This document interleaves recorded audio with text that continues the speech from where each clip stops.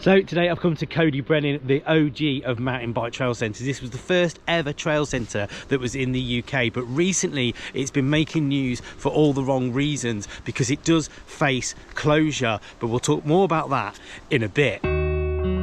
So coming up, one of us falls in the mud, we get completely lost, we get stuck in the undergrowth and have to bike or hike our way out of it as we try to figure out if people still want to ride Coed Y Brenin.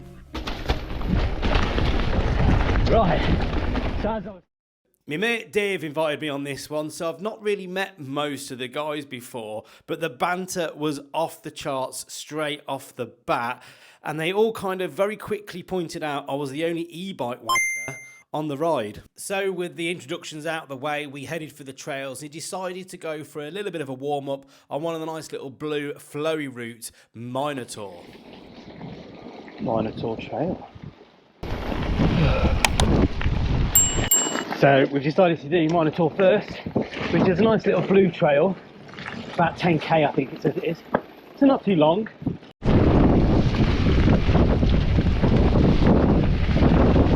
And riding with a group of lads I've not really ridden with before. A couple of them I know, one of them I know really well obviously, hence the invite, but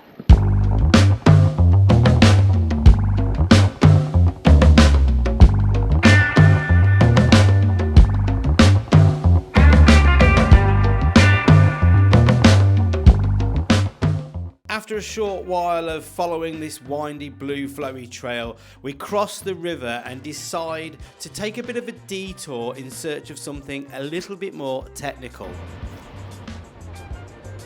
We've done a bit of, is it Monor we've done? Yeah. That's the bottom. We're going to try and find the Adams family.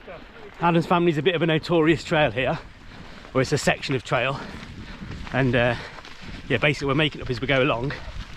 And we're just going to go up this fire road, and there it's assured us it's this way, and I think I'm cheating because I'm on an e-bike. After climbing through the woods for a bit, it became apparent none of us really could remember which way was the correct way to go, that we'd kind of took a bit of a wrong turn. So we made the obvious decision to try and take a bit of a shortcut on a bridle path to try and get ourselves back on track. I don't know if we go that way or that way. That kind of goes uphill a bit, doesn't it? Yeah. Whether we go back up and then... all the signs are pointing that way, apart from the bridle way. What sign's that then? Is that another trail? Oh, that's another volcano trail. So it is a trail then, is it? That looks a bit shitty through there. It does, doesn't it? Yeah. Keep going up, yeah? These navigatrix. What's it saying on your twat nav? There's Bugsy there, look. We're here. So... do we need to keep going up this way then? I think the worst is it. Well, I've got an e-bike. I've volunteered myself to just have a whiz up this fire road because we got a little bit lost and we're trying to find the top of the Adams family now. And we've got a bit of a detour and we think if I cut across here. So, more lost log number 509. The quest to find the Adams family. We think it's this way, but we're not sure. So it was at this time us geniuses decided to take another shortcut down a trail that soon became not a trail. Okay, let's go.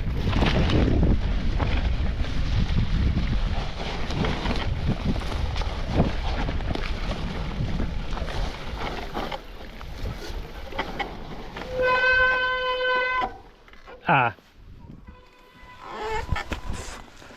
Do we keep going? I don't know. It don't look great, does it? It looks like it's going to get worse and worse as it's going. It's all that this thorny shit as well, isn't it?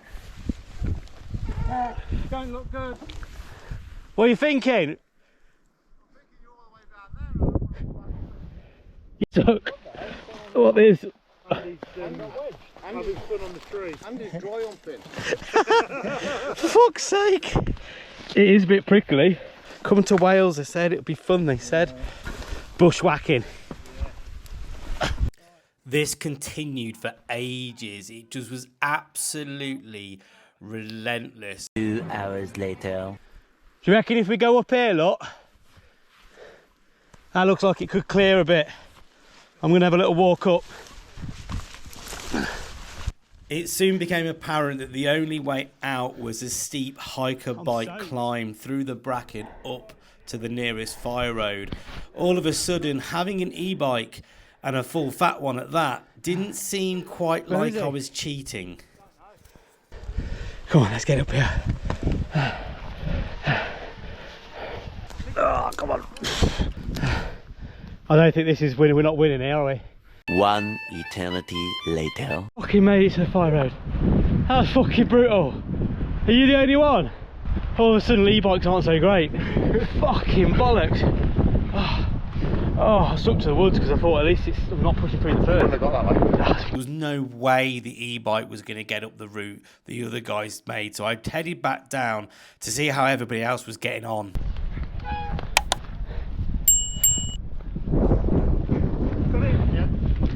When anyone says there's a shortcut, don't listen to them. The maps are wrong, that's what it is. Yeah. We're going to blame it on the map. How often do you ride trail centres compared to other types of trails these days? There's a lot of bike parks. And are you finding that you prefer to go and ride other stuff? And you used to ride trail centres, I mean I used to ride trail centres all the time, and now I just don't seem to ride trail centres as much. And that's why Natural Resources Wales are looking at closing this place. Is if people are using it and people are paying, then it's economical sense. Do you think e-bikes like this maybe play a factor? Because since I've had the e-bike, you know, it opens up wherever you want to go.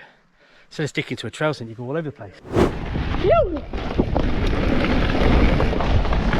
So this is the Adams family notorious trail at Coed Y Brenin, and this is a famous trail. This is, I got told earlier that it's the longest downhill section of trail centre in the UK. It is quite a long section. It's called the Adams family, each broken up into a name, a member of the Adams family. You've got Gomez, Morticia, Lurch, and Pugsley, and it is a pretty cool trail. Quite dark in here, super rocky, very sort of apt to the type of place it is.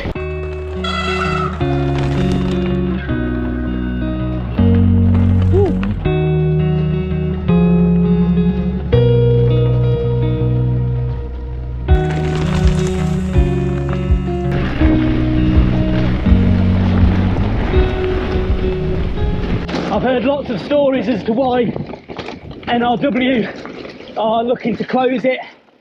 From they're just closing the trail centre and they're going to keep the trails open, and they can't afford the trail centre, which is understandable. But then I thought in the summer that's quite busy. A few rumours, and the other rumour is that Natural Resources Wales aren't going to fund the upkeep of the trails either. So they might leave the trails, and that opens up all kinds of issues, because obviously the trails could stay for a while, but then as soon as things get dangerous, logs falls over, pits become unsafe, they'll just get closed down. So this future is in an absolute question mark at the minute. Oh, that was nice.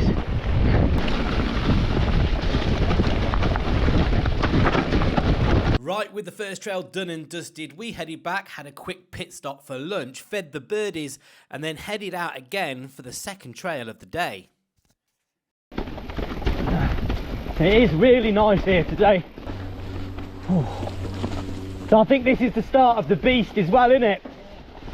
See if you do beast MBR, all these leaves this time of year. Lots of little roots and rocks that you're not seeing. Oh.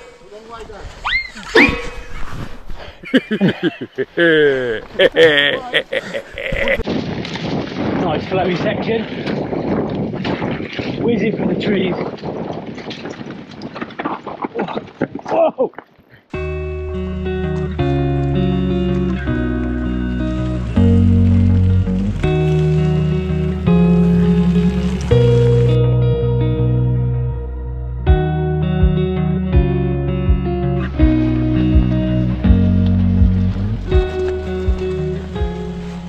So yeah, so an update on how these Melon Optics are getting on. I've never been one for proper glasses and stuff and spending lots of money on a pair of glasses, but these, they do fit your face really lovely. I'm not used to wearing them at first, so it took a while. And I do have a sweaty head, and I do tend to steam up glasses really, really quickly. But for some reason, I've had like one little steamy moment when I was really pushing or struggling in the woods, pushing the bike up, which I think is understandable. And as I think you can see, these are the photochromatic lenses. So, just looking at my screen here, they look really dark, but they don't seem it from my point of view. So as we head into this next part of the trail, it did get me thinking, what does Coed Y Brenin mean to me? What does it mean to the mountain bike community? It was the place to go. It is the OG. It was the first ever trail centre in the whole of the UK, and it was absolute mecca. People used to talk about it. People used to say, have you been yet? New trails got added when the beast was there. It was the beast. It was an absolute monster of a trail to ride. The MBR trail is legendary. You know, back in the day, before social media, before all the iPhones and the smartphones, we had the magazines. We'd live for the magazines, MBR, MBUK, Dirt. And that's where you'd read about these things. And I can't help but wonder, you know, what are we going to do if it's gone? You know, it really feels like a piece of mountain bike history could be lost. And I don't really know why. Yes, it probably isn't like any other of the trail centres. Yes, it's a bit different to what people are probably used to. Maybe the trail network hasn't been upgraded to kind of meet what people ride these days. I don't know. I just don't know. Ultimately, this must be a financial decision. I can't think of any other reason. If it's profitable, if it's sustainable, then surely it stays. That's the ultimate. And why it doesn't do that, well, let me know what you guys are thinking. I don't know. You tell me. Let's go. Oh yeah. Woo! Yeah, baby.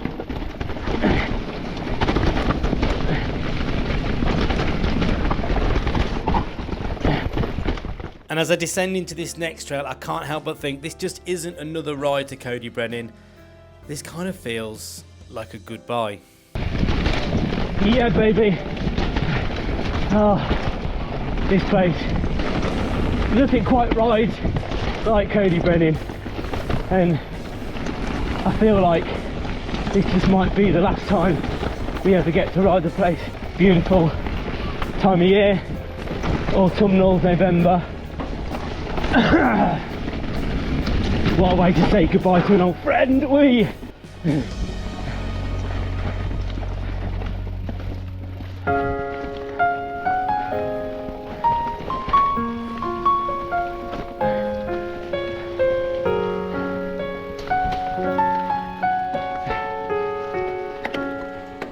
Oh.